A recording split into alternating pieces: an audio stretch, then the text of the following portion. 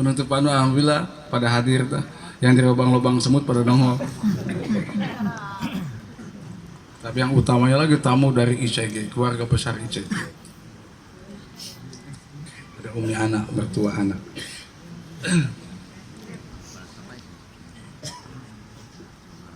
Setrumnya gede, jadi jamaah pada datang, lumayan lah. Karena orang juga lumayan, belum karena Allah. Oh ada orang pada datang. Ibadah berurutan lah, bertahap.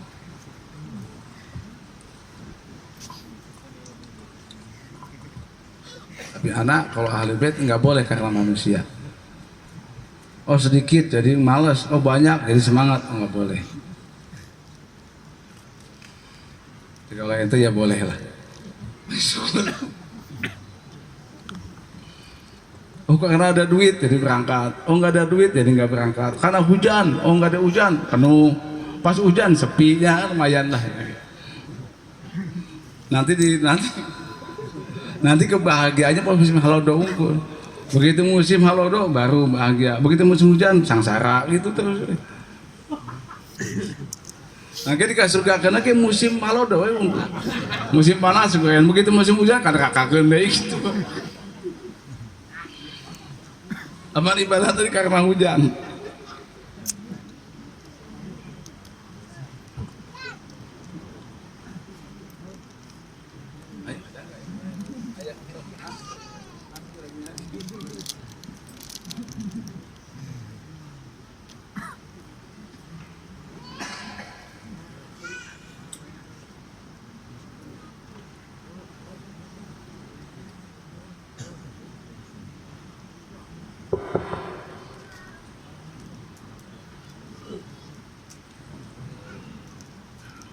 Kembang naon? Kembang apaan? Sedap malam dari siapa? Tadi bawa kembang sedap malam.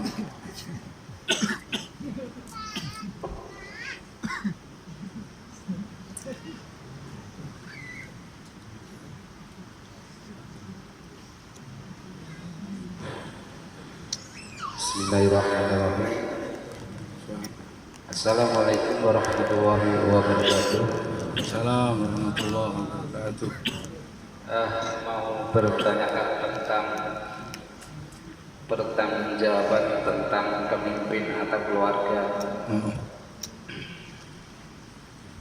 Sebagai orang tua sudah mengajarkan kepada anak istrinya yang baik, tapi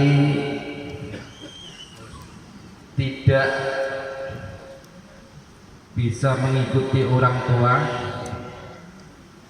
Dia di luar mengerjakan yang kurang baik, tapi nggak tahu itu salah berteman itu.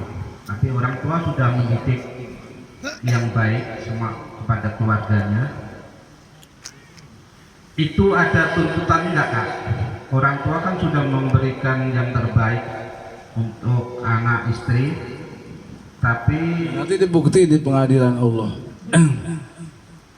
Nanti dibukti di pengadilan Allah. Kalau emang ente benar, nanti ente bisa jawab. Tetap anak ente istrinya bakal nuntut di hadapan Allah seperti tadi yang disebutin dalam Ihya.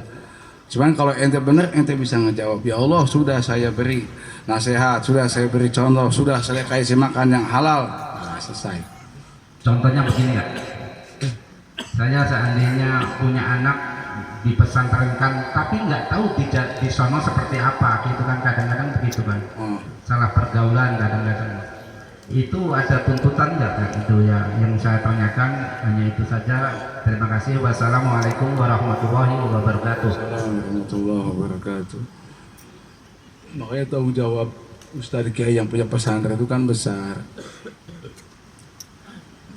Amanah kan itu dari orang tuanya, amanah dari Allah nitipin anaknya ke pesantren. Sebetulnya selama di pesantren ya tanggung jawab Ustadz, tanggung jawab kiainya. Makanya kasih kebebasan sama kiai sama Ustadz buat mendidik anak-anaknya. Jangan dikit-dikit dimarahin anaknya, orang tuanya kesinggung. Ustadz dimarahin anaknya karena malu, orang tuanya marah, itu repot. Makanya yang begitu pun jangan dipesantrenin. Ini di kelonano di imah itu lah. kasih kebebasan sama ustadz sama kiainya, tapi cari juga pesantren ustadz kiai yang amanah, yang disiplin, yang bagus. Ini urusan agama. Celaka dunia kadang-kadang selamat akhirat, celaka agama dunia akhirat celaka. Nah, tanggung jawab ustadz kiainya, tapi tetaplah orang tuanya sekali-kali dikontrol. Dan mestinya kalau ada apa-apa sama anaknya, orang tua itu tuntut sama ustadz kiainya, Pak Ustadz, Pak Kiai, ini anak saya kok begini. Boleh, karena yang ngasih bayaran tiap bulan. Itu sama ustadz Pak Kiai, kenapa anak saya begini nih Pak Ustadz, Pak Kiai? Ini gimana sih di sini nih sistemnya nih? Dipantau gak anak saya nih? Masa dibiarin? Gak apa-apa, tuntut, karena itu yang ngasih bayaran. Makanya bayaran jangan telat. Nah itu kalau bayarannya telat, nunggak, akhirnya gak usah nunggu. Bapak juga bayarannya belum bayar anak kamu nih. Ini udah 3 bulan nih gak dibayar SPP-nya nih. Malas jadi usaha kiai nih. Lagi mana ada ayah gue udah condong kanu duit mah. Yang banyak duitnya, makanya sering-sering orang tua itu ngasih hadiah sama usaha kiainya. Bawa oleh-oleh menkarnya ngalongok supaya lebih diperhatikan lagi anak ente.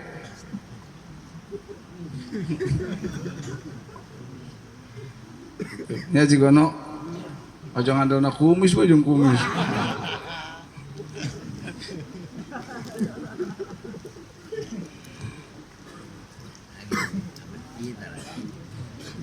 Gue Ji maksudnya Ji. Di rumah tanggung jawab orang tuanya, di sekolah tanggung jawab gurunya. Di pesantren ya tanggung jawab tadi kiainya. Kan ada metode manajemennya di situ kan.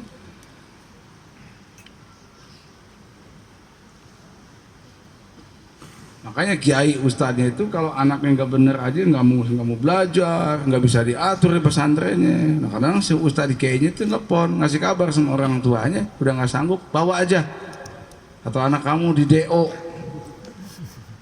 Ya, itu begitu kadang-kadang tindakannya, karena orang si pesantren si kiainya udah nggak sanggup angkat tangan. Mending begitu daripada dibiarin karena ngejar bayaran. Lumayan nih anak satu bayaran sekian ratus ribu, sekian juta nih sebulan. Biarin, nggak bener juga, kasihan nanti orang tuanya korban.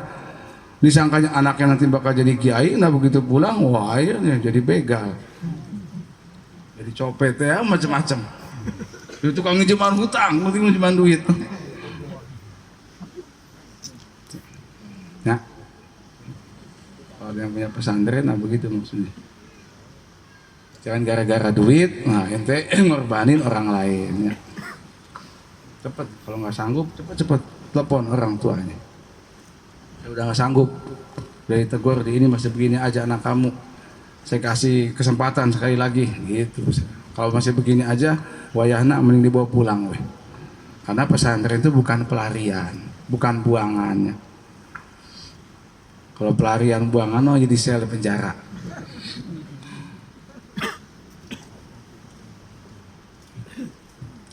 Beda kalau sekolah umum, nanti Mang Aceh makin lumayan itu mah.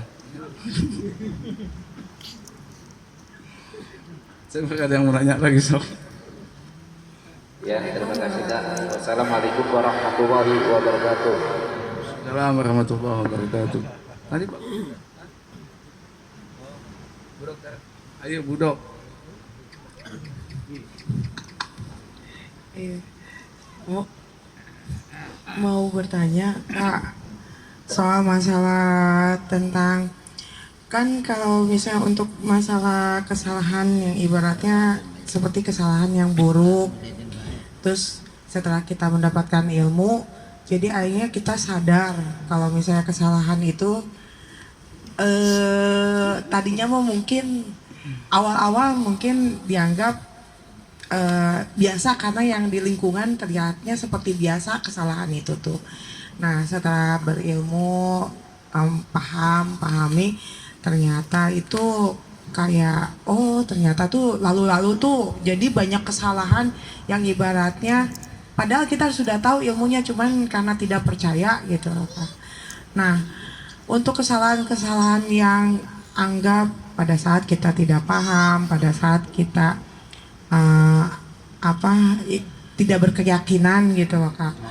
itu gimana kita tahu kalau misalnya kesalahan-kesalahan itu ibaratnya Allah ridhoi, ibaratnya kesalahan itu tuh terhapuskan seperti, atau misalnya rasanya seperti apa tanda-tandanya gitu loh Kak.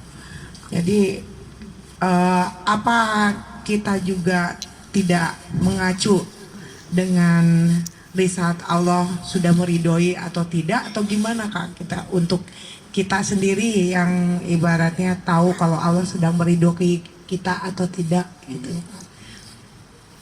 Gitu Kak. Jadi intinya mah kalau ada kesalahan yang kita nggak tahu kita kerjain, gimana hukumnya gitu maksudnya Dok ya? Iya. Apakah ini salah apa enggak gitu kan? Iya, Makanya itu. ada Quran fas'alu ahla dzikri in kuntum la ta'lamun. Bukan cuma nggak tahu, kita harus nanya kepada ulama atau kepada orang yang ahlinya. Tapi di saat timbul keraguan juga, maka harus kita tanya. Kan malu bertanya, sesat di jalan. Tujuan ke Monas jadi ke Amerika.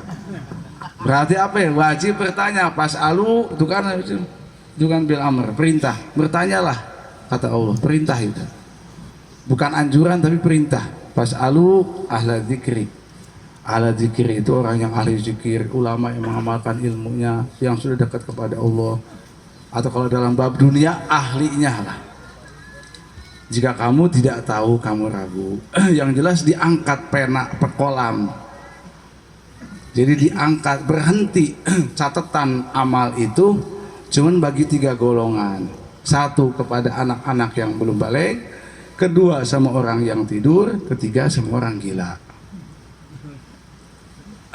Tapi anak-anak yang belum balik kalau ngelakuin kebaikan ditulis kebaikannya, tapi kalau melakukan maksiat enggak ditulis dosanya. Kebaikannya ditulis meskipun diberikan kepada orang tuanya. Nah, orang yang tidur diangkat itu pena, catatan amal diangkat. Kalau dia ngelakuin maksiat lagi tidur nih, seumpamanya si Pudin lagi tidur. Dia tidur tahu-tahu ngigo ke tempat tetangganya seumpamanya. Dia tidur nih ke tempat tetangganya, semuanya nyium tetangganya seumpamanya ya seumpama, atau ngambil barang tetangganya. Tapi ngigo dia merem nggak tidur nih. Nah itu nggak dosa. Tapi harus mengganti. Nggak dosa. Begitupun orang gila yang tidur, si Budi tidur zikir nih. La ilaha illallah. Allahumma sholli alaihi wasallam. Shalawat atau zikir naudzubillah atau ceramah sampai tidur nih. Nah itu nggak ada pahalanya, nggak ada.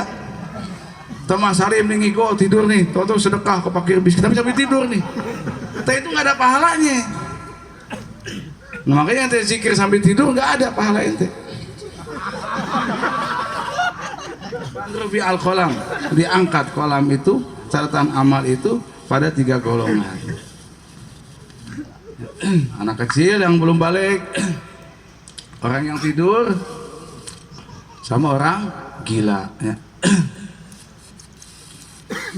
Bedanya kalau anak kecil ngelakuin kebaikan dicatat, ya, kalau keburukan enggak. Tapi kalau orang yang tidur sama orang gila, mau itu berbuat baik, mau itu berbuat maksiat, enggak dicatat. Beda sama mengganti rugi. Kalau mengganti rugi itu diwajibin, meskipun itu anak belum balik. Nah anak ente nih, seumpamanya nih masih kecil belum balik nih. Tahu-tahu anak ente ngelecetin mobil orang nih, anak ente nih menggores mobil orang. Nah wajib itu ngeganti, walaupun anak ente belum balik. Atau orang tidur, ente lagi tidur nih, tahu tidur ente nendang lemari orang, duak kalau gitu pecah. Atau lagi tidur ente ngerokok ya, tahu karpet orang bolong nih. Di tempat orang atau di hotel tidurnya lagi ngerokok, tentu kasurnya bolong nih kebakaran. Itu lagi tidur, wajib mengganti. Begitupun dengan orang gila. Jadi nggak disuruh dengan budak letik atau anak itu masih kasih tahu nih ngebledok ayam orang atau motong ayam orang semua. Dan masih anak-anak ya. Terus nuntut yang punya ayamnya, wajib diganti sama orang tuanya. Ya. Jadi kalau itu mutlafat itu enggak diangkat. Jadi pena catatan kewajiban mengganti rugi itu tetap ada nih. Kayak jangan lagi orang gila sama, makanya wajib anak kecil dibimbing sama orang tuanya. Nah, jangan dibiarin kalau ngelakuin hal-hal yang ngebahayain, ngeganggu, ngerusak punya orang lain. Nah, perhatiin sama orang tuanya. Makanya orang gila tadi harus diperhatiin, jangan diabur. Nah, ada orang gila nih, ente bisa kalau ada barang ente diambil sama orang gila dirusak, ente bisa nuntut sama orang gila itu. Nah, ya cari keluarganya siapa yang harus ganti rugi. Itu wajib kata fikih mengganti. Ya kecuali yang ente ikhlasin ya selesai. Nanti dok. Ya Kak.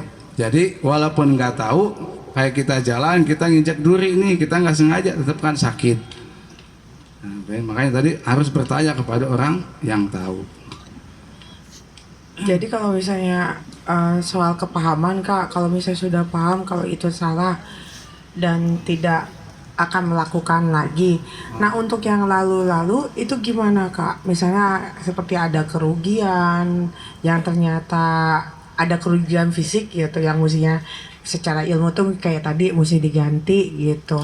Nah kalau misalnya ya kalau ketemu, kalau nggak ketemu lagi gimana Kak? Apa dimaafkan yang kayak gitu Kak? Oh ya, kalau yang udah lewat mah ya udah lewat. Ya kalau kita pernah dolim sama orang maksudnya begitu dok? Iya. Nah, kita ngambil hak orang dengan dolim gitu maksudnya ya? Iya. Orang udah nggak ada nih, orang udah nggak ada. Kita kan harus minta maaf sama orang ini, kalau nggak kita balikin apa yang kita ambil darinya. Kalau masih ada orangnya atau ahli warisnya, nah kita pernah minjem duit dia nggak dibayar nih, dok. Nah sampai sekarang semuanya, nah orang udah mati nih, tapi dia punya anak, ya ganti sama ahli warisnya. Oh tetap berkelanjutan ya Pak? Oh tetap itu ya, kecuali emang udah nggak ada, kita udah mati obor nih, nggak tahu kemana nih. Nah itu bisa dikasihin sama Mas Salim duitnya. Ayo gitu mah udah kemana jawabannya?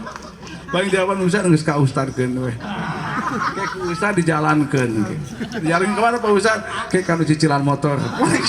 Pan kayak motor ini pakai ibadah aku Ustaz. Eta Ustaz modus eta.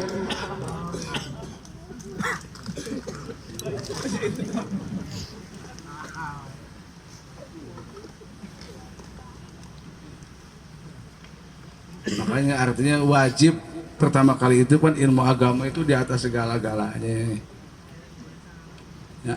Nah wajib nuntut ilmu tadi dok, di saat kita bingung apalagi nggak tahu, nah itu wajib kita nuntut ilmu. Kalau kita nggak cari ilmu kita dosa karena nggak nuntut ilmu. Nah itu wajibnya nuntut ilmu kapan sih? Di saat kita menghadapi hal-hal yang kita nggak tahu. Di situ wajib kita untuk menuntut ilmu. Ilmu apa? Ilmu tentang hal itu. Kita mau sholat, nah kita nggak tahu nih tentang sholat nih, nah wajib kita nuntut ilmu tentang sholat. Nah anak perempuan begitu udah balik, ya begitu udah balik atau dia haid, nah itu wajib cari ilmu tentang haid. Orang tua wajib ngajarin. Kalau enggak dia harus dakwah ke ustaz yang ngasih tahu tentang bab haid.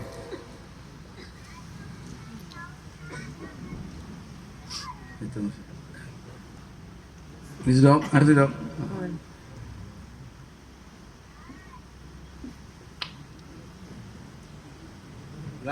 Yang dibebasin tadi ya anak kecil, orang tidur sama orang gilanya. Jadi yang tidur mah aman. Dosa mah tapi nggak ganti bang kudu.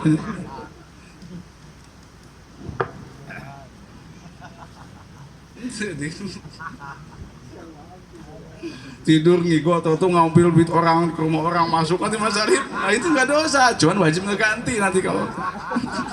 Ayo dosa mah nggak dicatat gitu, enggak. Atau lagi tidur tahu-tahu ngepret orang lain, pak, itu bukan dosa. Kalau sengaja, kalau dia sadar, kalau dia nggak sadar, ya nggak dosa. Soalnya kalau orang itu nuntut balik, pengen dikepret lagi ya, wah sih kalau udah mau, ini kepret deh. Apaan ganti rugi deh?